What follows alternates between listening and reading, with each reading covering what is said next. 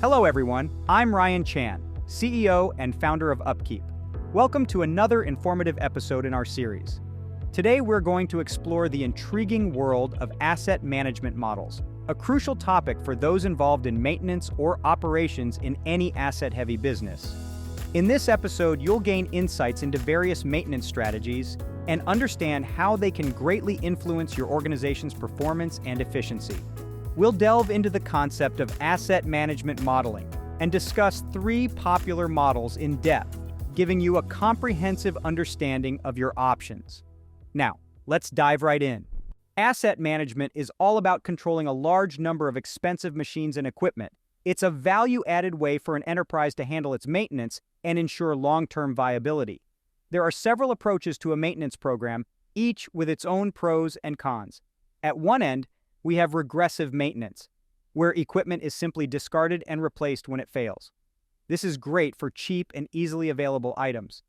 But as the value and complexity of the equipment increase, different strategies are needed right up to an enterprise asset management or enterprise asset management model. Asset management modeling is a complete system for managing the life cycle of controlled assets.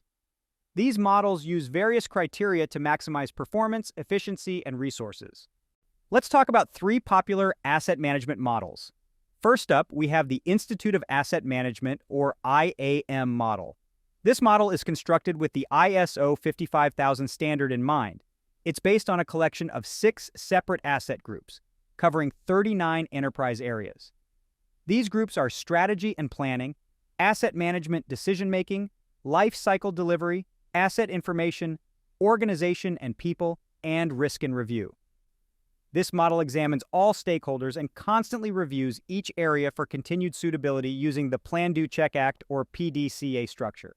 Next, we have the bottom-up and top-down models.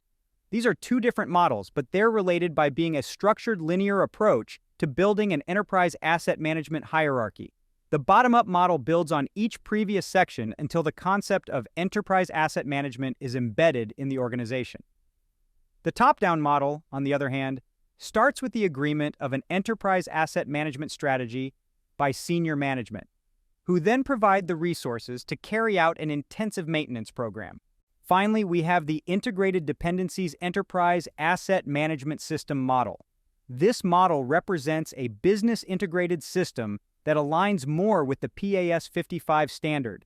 It breaks the task of asset management into achievable sections and pushes the ownership of it right up through the corporate structure.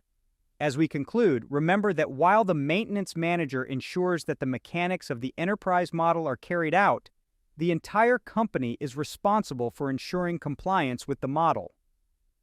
Enterprise asset management is becoming increasingly popular amongst larger asset-heavy organizations, and high-technology companies are also seeking to use its models to maximize their investment. And that brings us to the end of our discussion on asset management models. We've covered the importance of maintenance strategies, the concept of asset management modeling, and 3 popular models: the IAM model, the bottom-up and top-down models, and the Integrated Dependencies Enterprise Asset Management System model. Thank you for taking the time to watch this video. If you found it informative and want to learn more about maintenance and reliability, don't forget to subscribe to our channel.